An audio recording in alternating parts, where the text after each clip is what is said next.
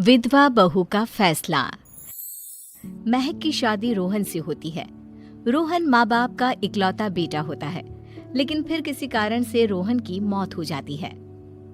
बेटा महक, तेरे आगे इतनी बड़ी जिंदगी है, फिर बच्चों की भी जिम्मेदारी।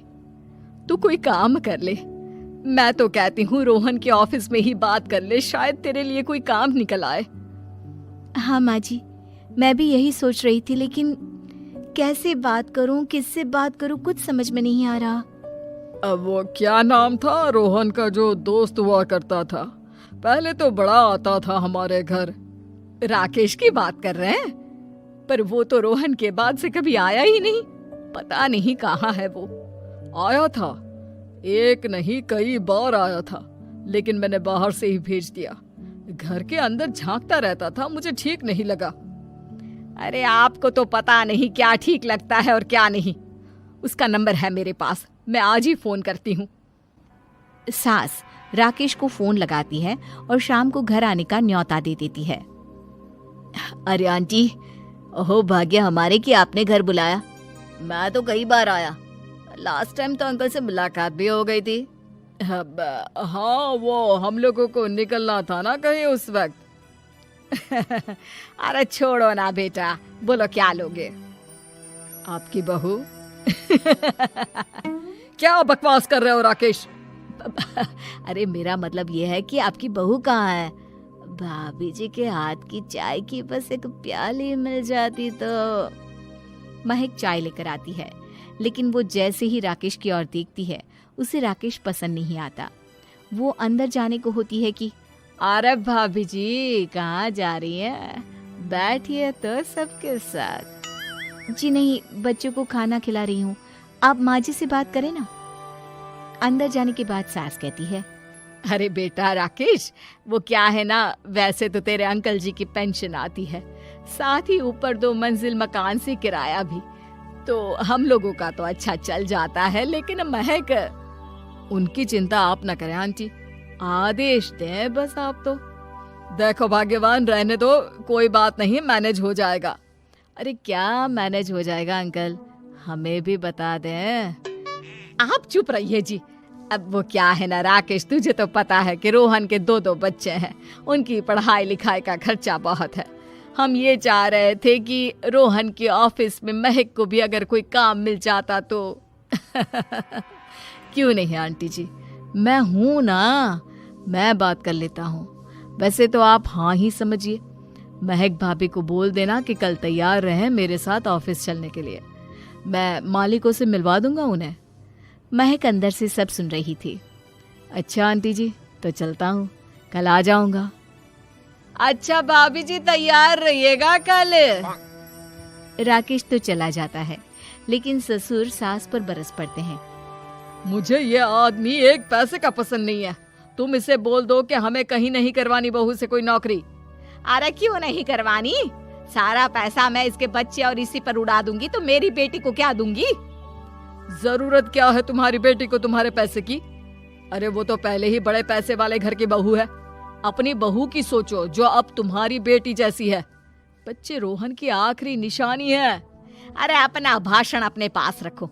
सारा दिन घर पर बैठी रोटियां तोड़ेगी, तो काम करे ना कुछ बाहर जाकर। बहू सब सुन रही होती है। वो अगली सुबह बिना मन के तैयार तो हो जाती है, लेकिन जैसे ही राकेश आता है, क्या बात है भाभी जी, रेडी हैं? तो फिर चले डेट पर, मतलब इंटरव्यू पर। महक सामने आती है कि सामने ससुर जी खड़े होते हैं। हाँ महक बेटा, आओ चलते हैं, मैं भी चल रहा हूँ। ससुर को तैयार देखकर राकेश का चेहरा बन जाता है। अंकल जी, आप परेशान हो जाएंगे। अरे रहने दीजिए ना, धूप भी बहुत है। वैसे भी स्कूटर में तो 2 लोग ही बैठ सकते हैं ना। तो तुम चलो, मैं बहू के साथ अपनी कार से आ जाता हूँ। महक ससुर जी को देखकर खुश हो जाती है, उसे शांति हो जाती है। वो लोग रोहन के ऑफिस जाते हैं, जहाँ बॉस कहते हैं, नमस्ते अंकल।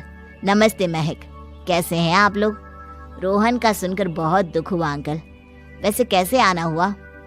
बेटा, क्या हमारी बहू के लिए तुम्हारी ऑफिस में कोई काम मिल सकता है? हमने राकेश से इसी सिलसिले में तुमसे बात करने को कहा था। उसी के कहने पर हम दोनों तुमसे मिलने आए हैं।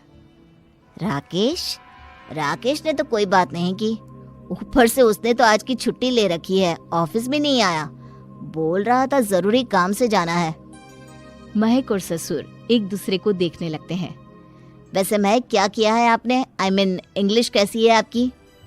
महक बॉस से अपनी पढ़ाई लिखाई और क्वालिफिकेशन के बारे में सब कुछ बताती है। ग्रेट, आपके लिए काम तो है लेकिन ऑफिस में नहीं। सर मेरे बच्चे छोटे हैं, मैं फील्ड में काम नहीं कर सकती हूँ।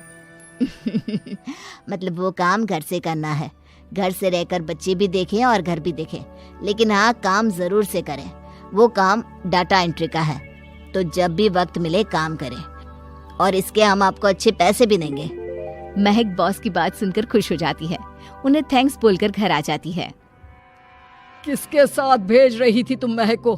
अरे वो कमीना, उसने तो ऑफिस से छुट्टी ले रखी थी, बात भी नहीं की थी उसने बॉस से बहू के काम के लिए।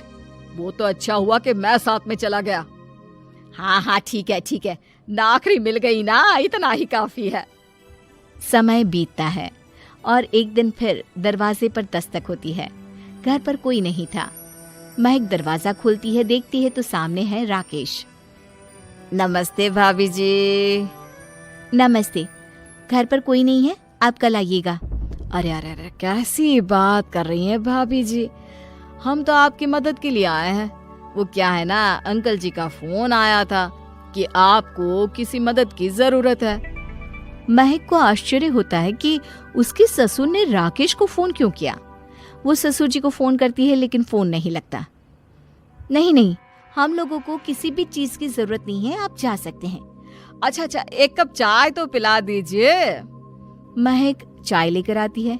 चाय पीने के बाद, रोहन मेरा बहुत अच्छा दोस्त था, उसने मुझसे कहा था कि वो रहे ना रहे उसके घर वालों का, खास करके आपका ख्याल मुझे ही रखना है, तो मैं कल फिर आऊंगा भाभी जी।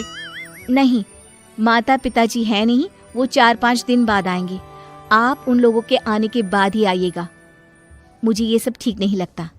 अरे छोड़िए ना भाभी जी, लोगों का तो काम है कहना। मेरा मतलब है वो तो बोलते ही रहेंगे। आता हूँ मैं कल। महक को अब गुस्सा आ जाता है। हमेशा शांत और मधुर बोलने वाली महक पहली बार जिंदगी में फैसला लेती है, और फैसला होता है राकेश को सबक सिखाने का। बड़े बेशर्म हैं आप, किसने कहा आपको कि आप आए? अरे भैया, साफ साफ बोला ना कि नहीं जरूरत है किसी की मदद की, मैं अकेले सक्षम हूँ अपना घर संभालने के लिए। आज आखिरी बार बोल रही हूँ, इस घर की तरफ आंख उठाकर भी देखा ना तो देख लेना, वरना पुलिस के हवाले कर दूंगी। निकलो यहाँ से, या धक्के मार कर निकालूं। पुलिस का नाम सुनते ही राकेश वहां से 9-2-11 हो जाता है, और महक को अपने फैसले पर गर्व होता है।